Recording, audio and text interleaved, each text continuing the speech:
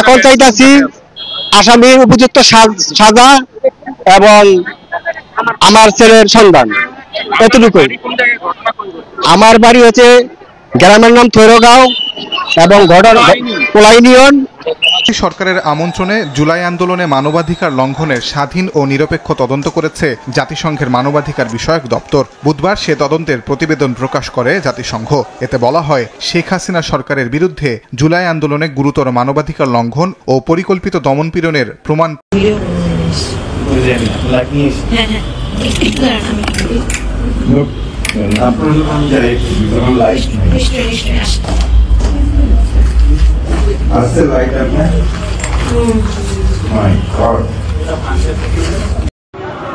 দর্শক, সমন্বয়ক মাহিনীর নেতৃত্বে যেই দলটি কিন্তু শহীদ মিনার থেকে সচিবালয়ের উদ্দেশ্যে সেটি কিন্তু এই মুহূর্তে শিক্ষা ভবনের মোড়টিতে অবস্থান করছে।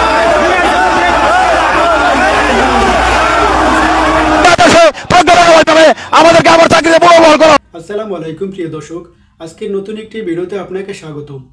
আজকে সারাদিনে ঘটে যাওয়া কিছু গুরুত্বপূর্ণ সর্বশেষ আপডেট খবর নিয়ে হাজির হয়েছি, যেটা ভিডিও শুরুতেই কিছু অংশ বিশেষ দেখানো হয়েছে। তাই বলবো, না টেনে সম্পূর্ণ ভিডিওটি দেখবেন, তাহলে আজকের বিষয়টি বুঝতে পারবেন। তো চলুন দর্শক, দেরি না করে সম্পূর্ণ ভিডিওটি দেখে আসি। তার আগে আপনাদের কাছে ছোট্ট একটি অনুরোধ, আপনি যদি প্রতি মুহূর্তের আপডেট খবর দেখতে পছন্দ করেন, তাহলে আমাদের চ্যানেলটি সাবস্ক্রাইব করে পাশে থাকা বেল বাটনটি অন করে দিবেন। তাহলে প্রতি মুহূর্তের আপডেটের নোটিফিকেশন আপনার কাছে পৌঁছে যাবে। তো চলুন দর্শক, ভিডিওতে একটা লাইক দিয়ে সম্পূর্ণ ভিডিওটি দেখে আসি।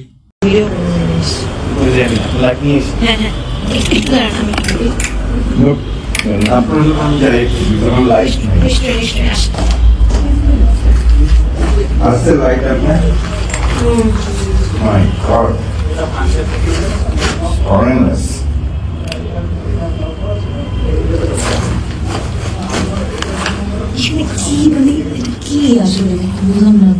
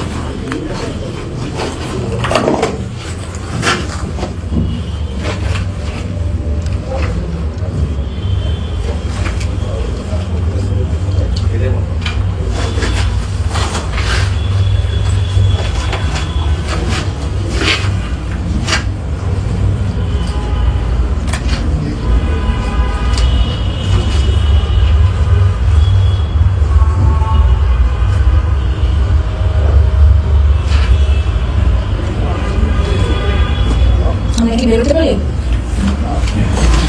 Thank you.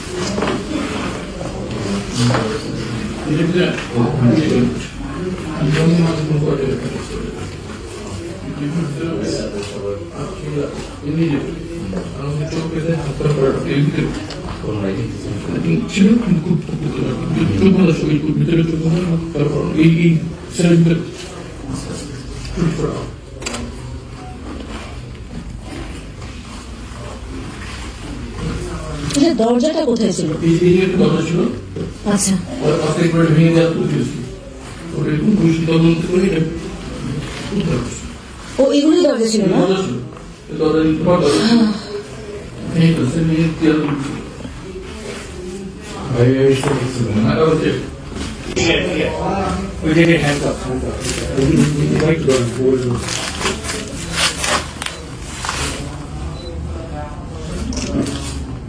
ওইখানটা দন্তাস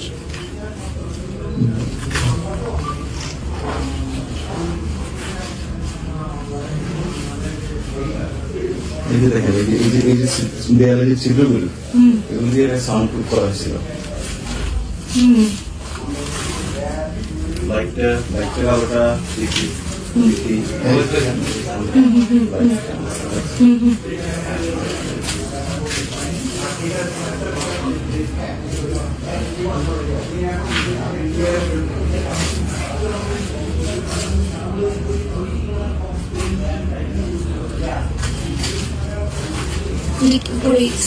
টিনের চাল ছিল না, সাউন্ডপ্রুফ ছিল। সাউন্ডপ্রুফ ছিল।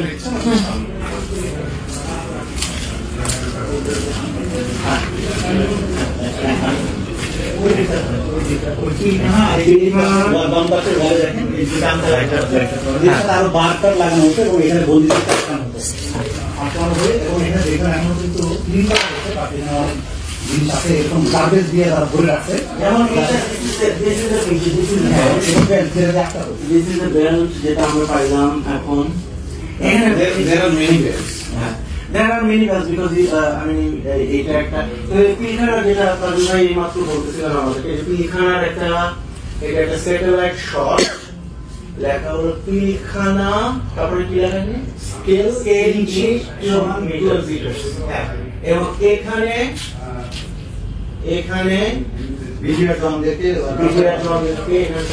এবং এইটা আমরা এখন দেখতেছি বোলটা খোলা মানে জীবন একটু কাম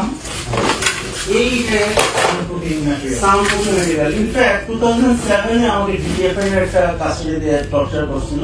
ওই রুমটা তো আর একটু বড় ছিল, যদি এই ধরনের ওয়াল ছিল। তো এইটা আমি দেখলাম, এটা এখন পাশের রুমে সাউন্ড ওরা তুলে দিচ্ছে। এখানে আমি জীবন অন্তর্বর্তী সরকারের আমন্ত্রণে জুলাই আন্দোলনে মানবাধিকার লঙ্ঘনের স্বাধীন ও নিরপেক্ষ তদন্ত করেছে জাতিসংঘের মানবাধিকার বিষয়ক দপ্তর। বুধবার সে তদন্তের প্রতিবেদন প্রকাশ করে জাতিসংঘ। এতে বলা হয়, শেখ হাসিনা সরকারের বিরুদ্ধে জুলাই আন্দোলনে গুরুতর মানবাধিকার লঙ্ঘন ও পরিকল্পিত দমনপীড়নের প্রমাণ পেয়েছে জাতিসংঘ। 1 জুলাই থেকে 15 আগস্টের মধ্যে 1400 জনেরও বেশি মানুষকে হত্যা এবং হাজারো মানুষ আহত হয়েছেন বলেও উল্লেখ করা হয় ফ্যাক্ট ফাইন্ডিং মিশনের প্রতিবেদনে। নিহতদের মধ্যে 12 থেকে 13% শিশু বলেও উল্লেখ করা হয়েছে। প্রতিবেদনে বলা হয়, গোয়েন্দা সংস্থা ডিজিএফআই, এনএসআই, এনটিএমসি এবং পুলিশের এসবি, ডিবি ও সিটিটিসি আন্দোলনকারীদের দমনের নামে সরাসরি মানবাধিকার লঙ্ঘন করেছে। এ বিষয়ে জাতিসংঘের মানবাধিকার বিষয়ক হাইকমিশনার জেনেভায় এক ব্রিফিংয়ে বলেন, শেখ হাসিনার নেতৃত্বাধীন সরকার নিরাপত্তা ও গোয়েন্দা বাহিনী আওয়ামী লীগের সঙ্গে যুক্ত হয়ে গুরুতর মানবাধিকার লঙ্ঘনের প্রমাণ মিলেছে।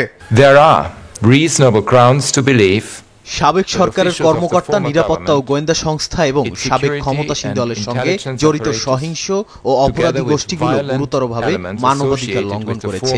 এর মধ্যে রয়েছে শত শত বিচার বহির্ভূত হত্যা, ব্যাপক গ্রেপ্তার ও আটক, শিশুদের উপর নিষ্ঠুর ও অমানবিক আচরণ। Hundreds of extrajudicial killings. Military রাইফেলের গুলিতে 66% মৃত্যু হয়েছে বলেও উল্লেখ করা হয় প্রতিবেদনে। জাতিসংঘের কাছে পুলিশ ও র্যাবের দেয়া তথ্য অনুসারে জুলাই আন্দোলনে 11,700 জনের বেশি মানুষকে গ্রেফতার ও আটক করা হয়। একই সঙ্গে ডিজিএফআই, এনএসআই এবং র্যাব গণমাধ্যমের উপর চাপ দেয় যাতে আন্দোলন এবং তাদের সহিংস দমনের বিষয়ে বস্তুনিষ্ঠ প্রতিবেদন তৈরি না করা হয়। পুলিশের সঙ্গে মিলে ডিজিএফআই ভুক্তভোগী, তাদের পরিবার এবং আইনজীবীদের মুখ বন্ধ রাখতে ভয় দেখাতে থাকে। এ ধরনের গুরুতর মানবাধিকার লঙ্ঘনের ঘটনা যাতে আর না ঘটে সে লক্ষ্যে ওএইচসিআর এই প্রতিবেদনে বেশ কিছু পদক্ষেপ নেয়ার সুপারিশ করেছে, যার মধ্যে রয়েছে নিরাপত্তা ও বিচার বিভাগের সংস্কার, দমনমূলক আইন ও নীতি বাতিল, প্রাতিষ্ঠানিক ও শাসন খাতের সংস্কার এবং বৃহত্তর রাজনৈতিক প্রক্রিয়ায় পরিবর্তন করে বৈষম্য কমানো। জাতিসংঘের এই প্রতিবেদনকে স্বাগত জানিয়েছে অন্তর্বর্তী সরকার। এই সুপারিশগুলো সরকার অত্যন্ত গুরুত্বের সাথে বিবেচনা করবে এবং প্রত্যেকটা সুপারিশ কার্যকর করার চেষ্টা করবে যাতে করে এই ধরনের ঘটনার আর কখনো পুনরাবৃত্তি ঘটানোর কেউ সাহস না পায়। আন্দোলনে খুনের বিচার থেকে কারো মুক্তি নেই জানিয়ে প্রধান উপদেষ্টার প্রেস সচিব বলেন, দল হিসেবে আওয়ামী লীগের ভাগ্য নির্ধারণ করবে দেশের মানুষ।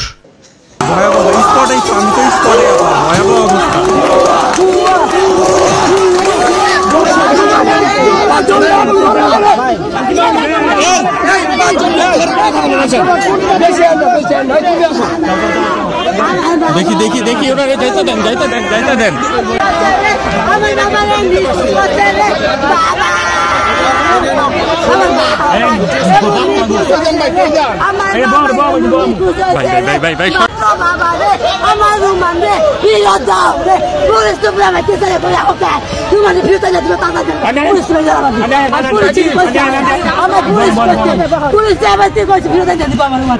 নাবালক একটা ছেলে ছিল, তার বয়স এত কম ছিল, তার এই যে তাকে খুঁজে পাওয়া যাচ্ছে না, এই কারণে আমরা অত্যন্ত ব্যথিত। এবং রোমান যখন খুঁজে পাওয়া যাচ্ছে না, রোমানের পরিবারের সাথে কথা বলে আমরা রোমানকে খুঁজে পাওয়ার জন্য যা যা করা দরকার আমি সার্কেল এসপি, তারপরে আমাদের ওসি সিরাজদি থানার ওসি, তিনি সর্বোচ্চ চেষ্টা করেছেন। আমরা রোমানের এই খবর পাওয়ার পরেই প্রথমেই গ্রেপ্তার করি সিয়ামকে। সিয়ামের কথা মতো পরবর্তীতে আমরা সিয়ামের বড় ভাইকেও গ্রেপ্তার করি। পরবর্তীতে ওদের মুখের আমরা জিজ্ঞাসাবাদ করি, বলতে চায় না। পরে আমরা তথ্য প্রযুক্তি বিশ্লেষণ করে আমরা খবর পাই আরেকটা ছেলের, তাকে আমরা গ্রেপ্তার করার জন্য শুধু গাজীপুর থেকে গ্রেপ্তার করি। তার আগে আমরা কক্সবাজারেও অভিযান পরিচালনা করি, যশোরেও যাই, বিভিন্ন জায়গায় অভিযান পরিচালনা করে শেষে আমরা গাজীপুর থেকে গ্রেপ্তার করি।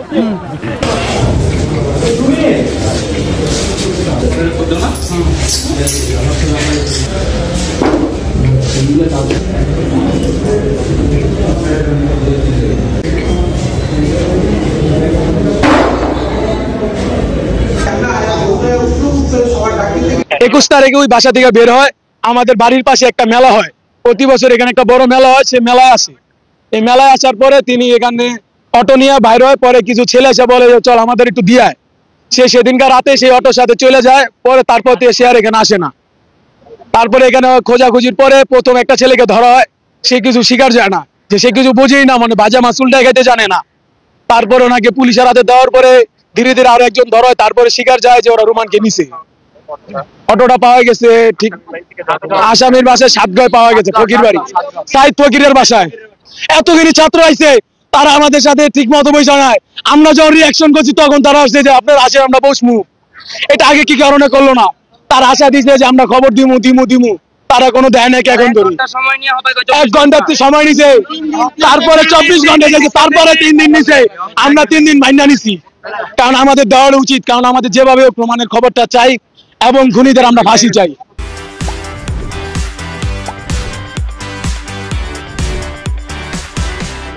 আমার নাম মোহাম্মদ মিরাজ, আমার ছেলে রোমান 21 তারিখে নিখোঁজ। গত মাসের 21 তারিখে নিখোঁজ হওয়ার পরে আমরা থানায় একটা মামলা করি। মামলা করার পরে দাঁড়াগান মনে করলেন 3 জন ধরে হালান। 3 জন ধরার পরে তার পরবর্তীতে আবার 2 জন ধরে। 2 জন ধরার পরে 2 জনকে ছেড়ে দেয় এখান থেকে, থানার থেকেই। তারপরে 3 জনের থেকে একজনের বলে যাবি না জায়গা যায়নি, যার কাছে অটো মূল পাওয়া গেল। আর যাদের বাড়ি গাড়িটা পাওয়া গেল এবং তাকে গ্রেপ্তার কেউ করলো না, এবং মোবাইলে পাওয়া গেছে তাকে গ্রেপ্তার করছে তার ভাই সিয়ামের ভাই মানিক। তারপরে 2 ভাই একসাথে। তারপরে আমরা বলছি যে সন্দেহ হয় তার বাবাকে এবং মাকে, তাকে গ্রেপ্তার করে নাই। এবং যার বাড়ি অটোটা ভাঙ্গা চুরে রাখলো তাকে বাড়ি গ্রেপ্তার হয় নাই। তারপরে আমরা যার বাড়ি অটো পাওয়া গেছে তাকে কেউ গ্রেপ্তার করে নাই। এখন চাইতাছি আসামির উপযুক্ত সাজা এবং আমার ছেলের সন্ধান, এতটুকুই। আমার বাড়ি হচ্ছে গ্রামের নাম থৈরগাঁও এবং কোলা ইউনিয়ন, থানা হচ্ছে সিরাজদি খান এবং ঘটনা হচ্ছে ছয়গাঁও 7গাঁও মিলা। এটা আমি উচিত বিচার চাই এবং সূক্ষ্ম বিচার চাই এবং সিয়ামের ফাঁসি চাই। আমার বাবাই কইছে কি, আমি গো বাবা তুমি কই যাও, ভাত খাইয়া যাও। ও মা আমি 10 মিনিটের মধ্যে আহুম রে মা, আমি 1টা বাজে না 1:30টা বাজে আমার বাবা যাই রে বাবা হেসে আমার বাবাই না যে আর খুঁজ পাই রে হেসে আমার বাবার লইগা পাগল হইছি রে তারপরে আমার বাবা আর আরে নাই রে অন্তরি আমার বাবার লইগা 23 দিন ধরে আমার বাবাই নাই অন্ত আমার বাবার আর পাই না আমার বাবা কোন হানি নাই এমপি চাই ওদিকে চাই আমার বাবাই নাই রে সিএম কুনি সব কইছে আর 16 বছর ধরিয়া বাবু এই আর হইছে রে 16 বছরে বাবু হইছে আর আমি গত মাসের 21 তারিখে রোমান নামক একজন 16 বছরের ছাত্র যে একই সাথে ইজি বাইক চালাইতো সে ইজি বাইক নিয়ে বের হয়ে আর বাসায় ফেরেনি এরকম একটা অভিযোগ আমরা পাই আমরা অভিযোগটি পাওয়ার পর তথ্য প্রযুক্তি ব্যবহার করে তার অনুসন্ধান চেষ্টা চালিয়ে যাই এক পর্যায়ে আমরা কিছু তথ্য প্রমাণ পাই যার প্রেক্ষিতে গত মাসের 26 তারিখে এই সংক্রান্তে একটি মামলা রুজু হয় মামলা তদন্ত করতে গিয়ে আমরা 3 জন আসামিকে গ্রেপ্তার করি এবং রোমানের ব্যবহৃত যে ইজি বাইকটি সেটি আমরা উদ্ধার করি এরপর বাকি তথ্য সংগ্রহের জন্য এবং ভিকটিমকে উদ্ধারের জন্য আরও জিজ্ঞাসাবাদের জন্য আমরা আসামির রিমান্ডের আবেদন করি সেই রিমান্ড হিয়ারিং এখনও পেন্ডিং রয়েছে এর মধ্যেই তার স্কুলের সহপাঠী সহ অন্যান্যরা কিছু ভুল তথ্যের ভিত্তিতে থানার সামনে মানববন্ধন করতে এসে হয়তো কারো উস্কানিতে থানায় এসে হামলা করে এবং কিছু ভাঙচুর করে সেটা কেন হয়েছে সেটি আমরা খোঁজখবর নিচ্ছি কী কারণে হয়েছে যদি কারো এর ক্ষেত্রে কারো কোনো ভূমিকা থাকে নেগেটিভ ভূমিকা থাকে সেটিও আমরা জানার চেষ্টা করছি ক্ষয়ক্ষতির বিষয়ে এখনই বিস্তারিত বলা যাচ্ছে না তবে অফিসের ভিতরে ভাঙচুর হয়েছে গ্লাস ভাঙচুর হয়েছে গাড়ি ভাঙচুর হয়েছে আমাদের পুলিশ সদস্য আহত হয়েছে সেটা নিয়ে আমরা বিস্তারিত পরে বলবো এটি পুরোপুরি একটি ভুল তথ্য এই মামলায় 3 জনকে অ্যারেস্ট করা হয়েছে যাদেরকে আমরা এই ঘটনার সাথে সংশ্লিষ্টতা পেয়েছিলাম তাদেরকে কোর্টে পাঠানো হয়েছে এবং তারা এখনও জেল হাজতে রয়েছে আমরা ধারণা করছি যে 3 জনকে আমরা গ্রেপ্তার করেছি ঘটনাটা তাদের মধ্যেই রয়েছে এবং সেই কারণেই তাদের